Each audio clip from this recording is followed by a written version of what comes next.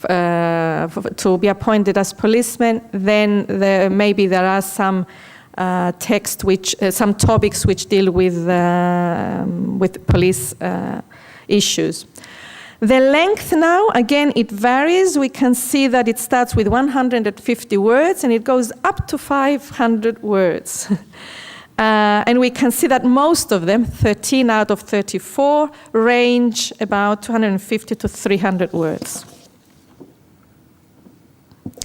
Language of instructions. All of them have language of instruction, the language that is being tested, except one, that of Greeks from overseas. When they are tested English, French, German, Italian, and so on, the instructions are given in Greek. The length of language, the level of language competence, apart from the ones which are for language certification that I mentioned before, English and Greek, and they are called very good or good, without really specifying what that means. The rest of them have not anywhere. There's nothing written as to what the level is. Asking, because I did have some interviews done, inspectors and examiners and so on, even yesterday at the workshop it was discussed. We had the director of the examination services here with us. They say it's about CEFR B1, but that is assumed. Okay, so I guess some work needs to be done in that area too. So, suggestions for improvement. I came up with quite a few suggestions. I'm going only to read the green parts, just some highlights. I think there is a need to align all language examinations to current theories and practices in Cyprus and not rely on models from overseas. Clarify the purpose of the testing, why they are tested, what is tested, who is tested, and so on. All language examinations need to test the same things for all languages. We cannot, for example, have French in the French one being tested other things and in Turkish other things. That's one. And another level is we cannot have people sitting exams in different languages to become policemen and have a different examination paper for French and a different examination for Italian. They have to have some consistency. Another one, language examination for specific purposes should test examinees on content, topics, texts, and so on related to their profession. Language examinations should test the use of language in specific authentic-like situations, similar to the ones used in real life.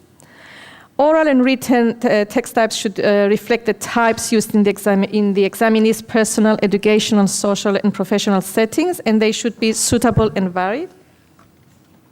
And the last one, there should be an improvement in the link between research, current classroom teaching and assessment practices, and high-stake examinations. That's something that really needs to be dealt with.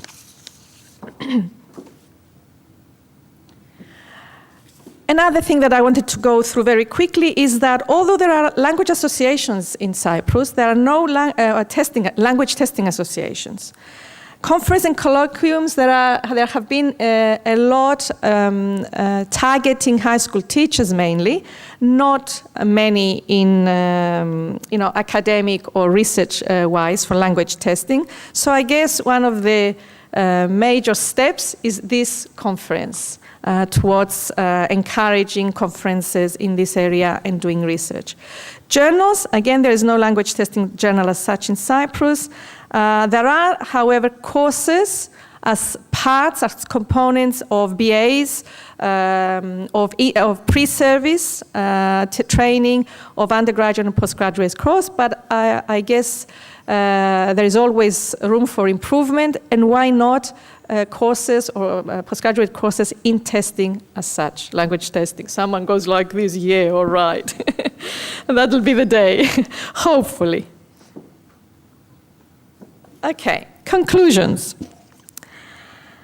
Unsteady historic, political, social happenings did not permit a steady development of assessment and testing as we have seen.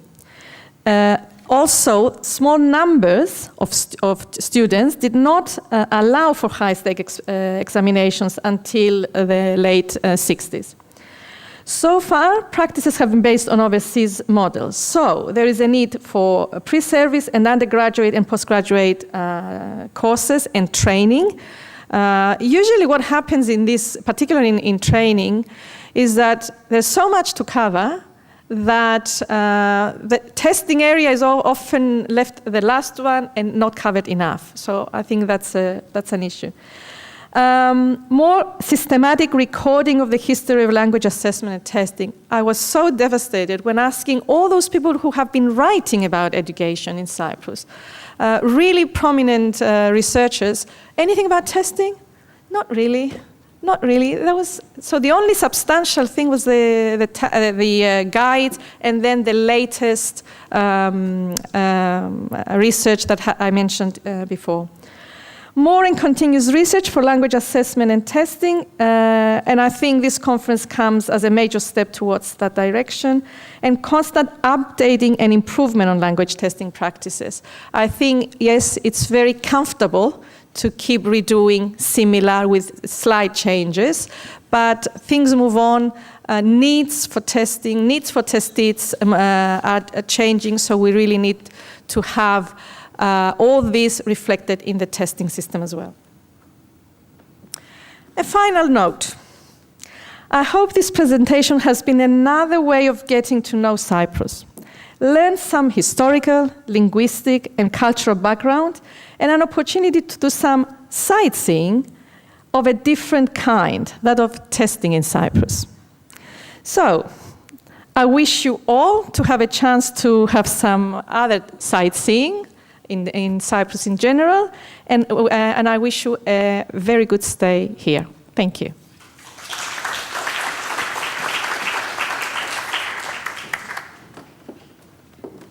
Salomi, thank you very much for this insightful, historical, social, educational, language testing and assessment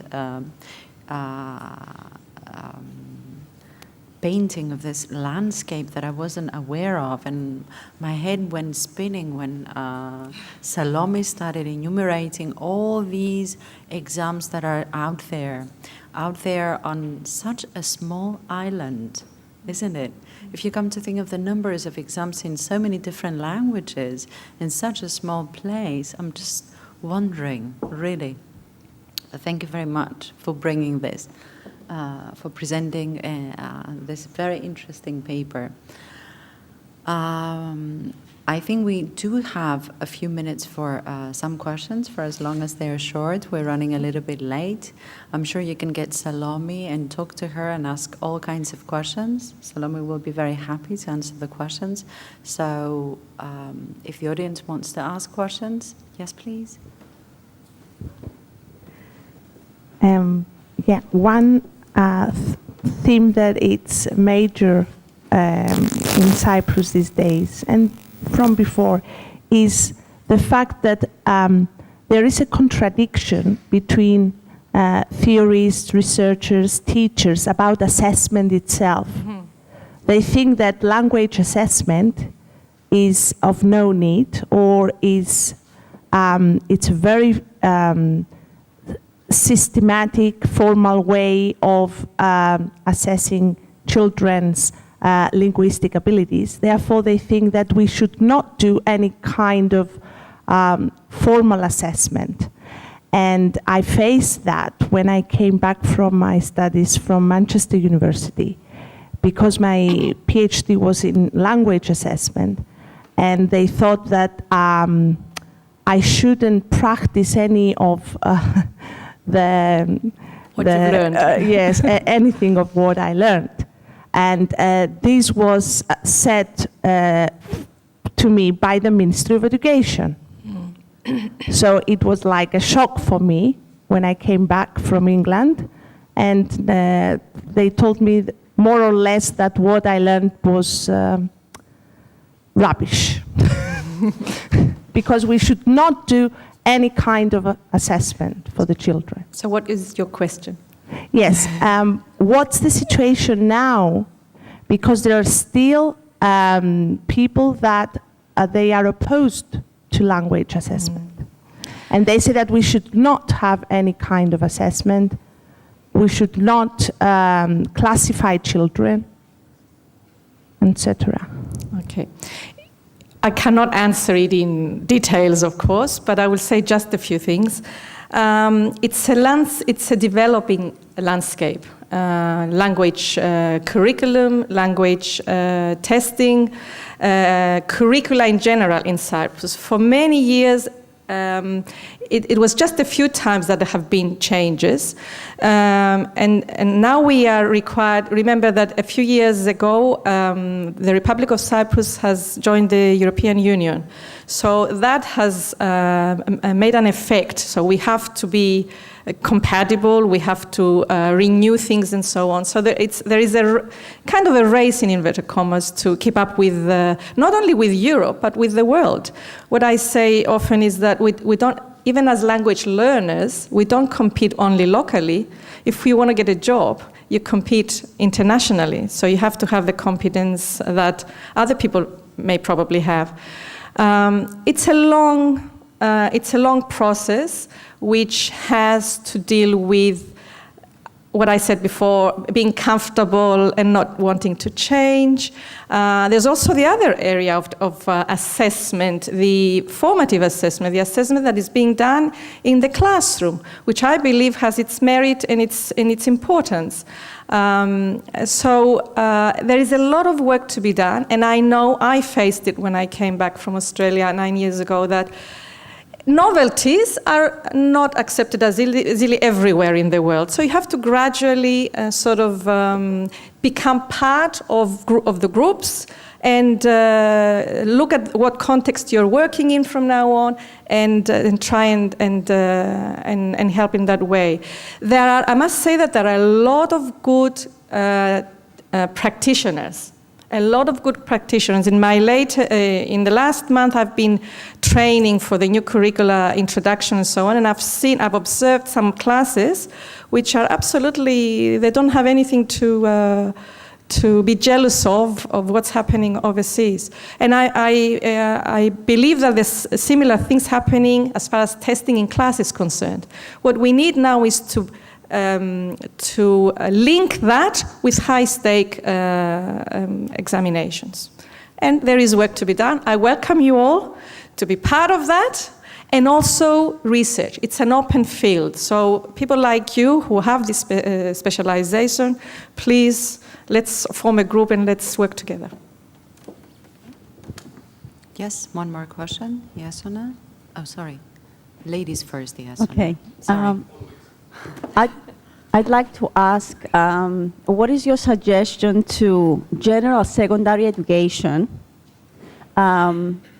assessment requirement in, well, at least English, minimum 1 written test, and at a time that we have a new foreign language curriculum which suggests authentic alternative assessment, but it is not really stated as a requirement, because it does not say required to do this and that, but it's presented as suggestions or possibilities of assessment. I think this is part of the process of fine-tuning and improving and developing. And I don't think that any type of teaching or testing format needs to be static. And I'll give you an example. When you have 3 same groups of some level, let's say level 3, and you go and teach the first one, then the second one, then the third. Are they the same teaching? Are they the same group? There can be. It's impossible. The same with testing and with the developments that are happening and the reasons why we test. First of all, the reasons. Why are we testing? Because we need to establish the community